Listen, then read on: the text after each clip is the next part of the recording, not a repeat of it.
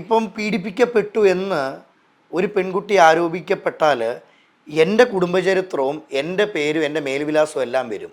അപ്പോൾ ഒരു സ്ത്രീയുടെ പേര് വരുന്ന ഇര എന്ന് മാത്രമേ ഉള്ളൂ. തീർച്ചയായിട്ടും. അപ്പോൾ ഇത് ഒരു സ്ത്രീ മുതലാക്കി ഇപ്പോൾ ഉള്ള നടന്മാർക്കെല്ലാം ഒരു പണി കൊടുക്കാൻ വേണ്ടിയുള്ള തയ്യാറെടുപ്പാണോ?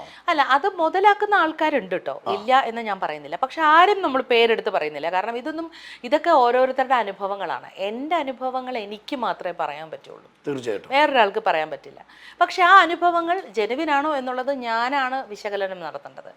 എല്ലാത്തിനേക്കാളും ഉപരി നമ്മളെ വാച്ച് ചെയ്യുന്ന രണ്ട് കണ്ണുകൾ മേലെയുണ്ടെന്ന് വിശ്വസിച്ച് ജീവിക്കുന്ന ഒരാളാണ് ഞാൻ.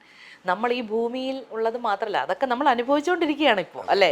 എന്തൊക്കെ ദുരന്തങ്ങളാണ് എന്തൊക്കെ ദുരന്തമുഖം നമ്മൾ ചെയ്തതിന്റെ കണക്ക് പറഞ്ഞിട്ടേ പോകത്തുള്ളൂ. തീർച്ചയായിട്ടും. അപ്പൊ അങ്ങനെ വിശ്വസിച്ചാൽ നമുക്കൊരു തെറ്റും ചെയ്യാൻ പറ്റില്ല. ഞാൻ എപ്പോഴും പറയാറുള്ള എൻ്റെ ഒരു സ്റ്റേറ്റ്മെന്റിൽ ഒന്നിതാണ്, തെറ്റ് എന്ന് പറയുന്നത് വേറൊരാളുടെ ജീവിതത്തെ ബാധിക്കുമ്പോഴാണ് അത് തെറ്റായി മാറുന്നത്.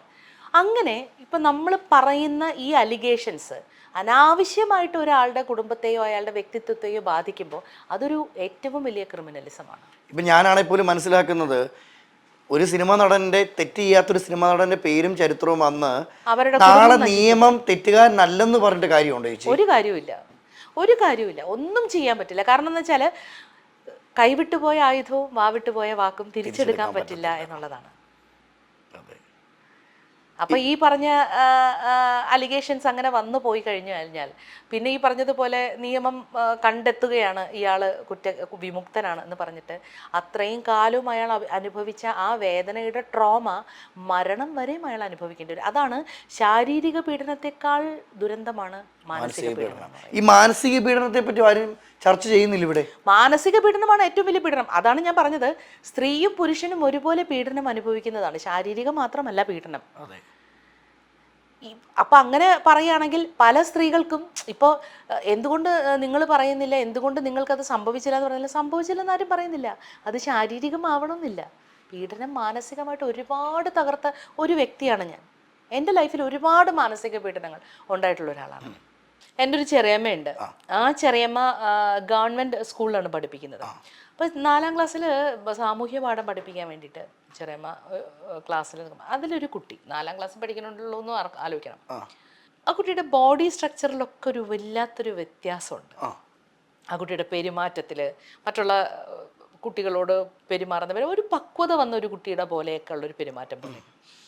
അപ്പോൾ ചെറിയമ്മ അങ്ങനെ കുറച്ച് സോഷ്യൽ വർക്കൊക്കെ ചെയ്യുന്ന ഒരാളാണ്. ടീച്ചേഴ്സ് പൊതുവെ അങ്ങനെയാണല്ലോ.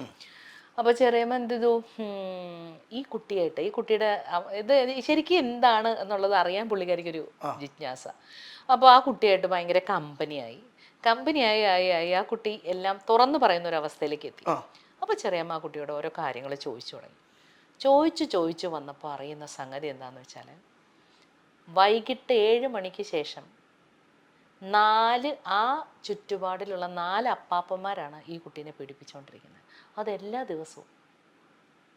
ഇത് സിനിമാ മേഖലയല്ലല്ലോ, ഗ്രാമത്തിൽ താമസിക്കുന്ന സാധാരണ കുടുംബത്തിൽ നടക്കുന്ന ഒരു സംഗതിയാണ് ഇപ്പോൾ ഈ പറഞ്ഞത്. ആ കുട്ടി അത് തുറന്നു പറഞ്ഞു. അത് അവസാനം കേസായി. ചെറിയമ്മയൊക്കെ തന്നെ കോടതിയിലൊക്കെ പോയി നേരിട്ട് ഇതാക്കി. ആ കുട്ടിയുടെ അമ്മ അപ്പോൾ പറഞ്ഞാണ്, ജോസഫിൻ്റെ അപ്പാപ്പൻ വരും. ഈശ്വര, ജോസഫിൻ്റെ അപ്പാപ്പനാ, വെറുതെ പറയാന്ന്. സ്വന്തം അമ്മയാണ് പറയണത്. അപ്പം അമ്മയ്ക്ക് അതിൻ്റെ എന്തെങ്കിലും ഗുണങ്ങൾ അനുഭവിക്കുന്നുണ്ടാവുമായിരിക്കും. അപ്പം ഇങ്ങനെ ഒരുപാട് കേസുകൾ നമ്മൾ അറിഞ്ഞുകൂടാത്ത പല പീഡനങ്ങൾ ഇവിടെ നടന്നുകൊണ്ടിരിക്കുന്നുണ്ട്.